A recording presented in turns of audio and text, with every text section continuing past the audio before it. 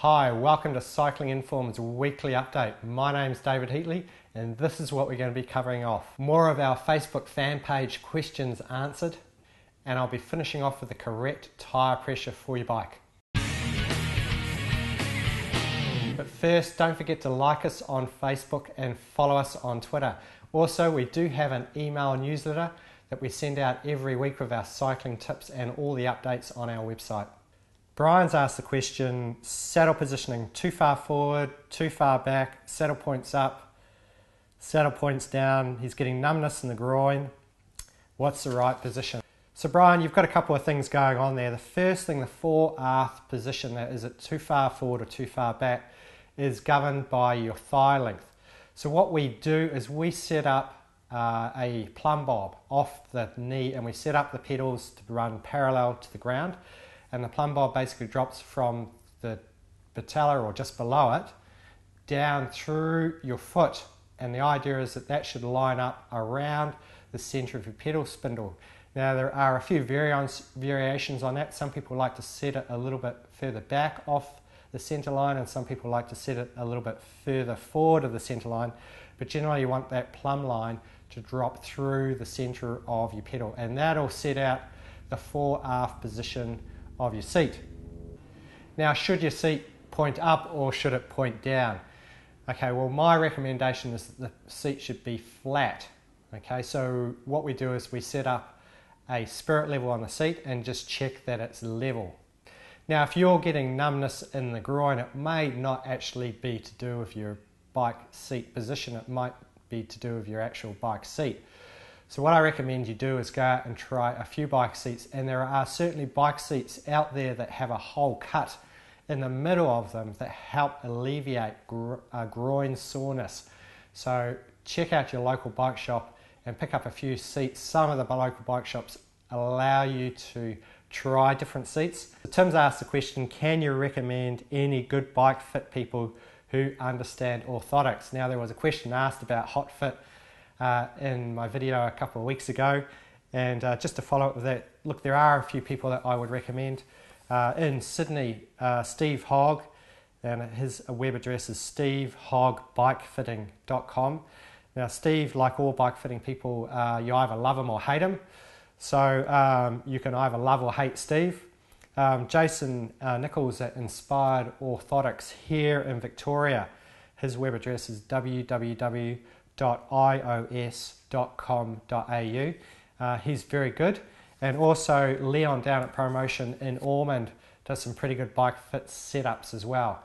So if you've got the opportunity, visit one of those three people. And look, bike fitting is a bit of an art, and bike fitting people, you either love them or hate them. So it's really important to find somebody that you're very happy with. All right, so I'm going to talk about tyre pressure, and this is one of our most popular articles on our website.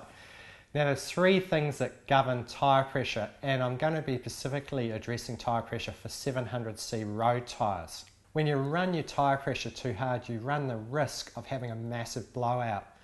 And when I was riding the Three Peaks Challenge, I encountered a few riders that did this, and what happens is that there's so much tyre pressure in the tyre that when you have a minor failure, the tyre just literally either blows off the rim or it just goes bang like a rifle shot.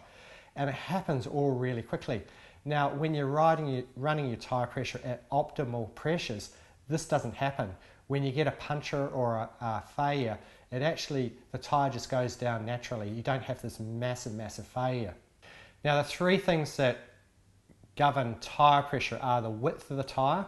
So tyres come in varying widths, 19C, 21C, 23C, 25C. The other two variables are road surface and rider weight. So let's talk about tyre width first. Now, generally, the narrower the tyre, the more pressure you need to put in it. So for a 19C or a 21C tyre, you would put more pressure in it than for a 23 or a 25C tyre. So the second one to talk about is road conditions. Now, it's not uncommon to see on the wooden velodromes, which are very smooth, to see tyre pressures around 180, 160, even sometimes 210.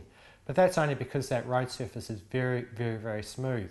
So it's not uncommon to see tyre pressures around about 80 to 110, maybe 120 psi run out on a road. Now if the road's quite smooth, you can obviously run your tyres a little bit harder, but if it's quite a coarse, rough road, then you want to reduce the pressure and run them a little bit less. Now, there's a lot of people that think that obviously the harder the tyre, the better the performance, but this is not the case. As the road becomes rougher, the tyre has to yield itself around that road, and if the tyre's pumped up too hard, it's not able to do that job correctly. And the end result is that you actually ride slower on rough surfaces at really high tyre pressures.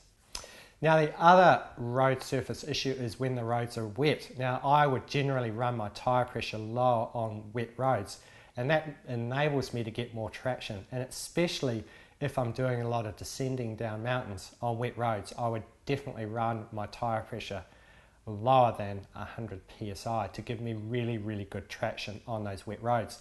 Now if you are riding a really high tyre pressure on wet roads and you go around a corner, there's a risk that your wheel can actually jump and skip out instead of tracking through the corner. So that's why it's really important to keep your tyre pressure low in those circumstances. Now if you're a lighter rider, you want to run your tyre pressure lower than if you're a heavier rider. So generally heavier riders run their tyre pressure higher than lighter riders. Okay, so there's a lot to consider around tyre pressure. And you're probably asking the question, well, what do I run my damn tyres at? Well, look, here's a good rule of thumb. I generally would run my tyre pressure, and I weigh around about 67 to 70 kilos depending on what time of the year it is. I generally run my tyre pressure somewhere between 80 and 100 psi. And that's usually for either a 23 or a 25. So for 25C, I'd run it somewhere around 80 to 85, maybe 90. And for a 23C tyre, I would run it around about 100. Sometimes when I'm racing on smooth roads, I would take it up to 110, and that would be the maximum. Now, if you're a heavier rider, you can run your pressure a little bit higher than that, but I wouldn't recommend running your tyre pressure over 120 psi out on the road. So thanks very much for watching my cycling tips for this week. My name's David Heatley from Cycling Informed.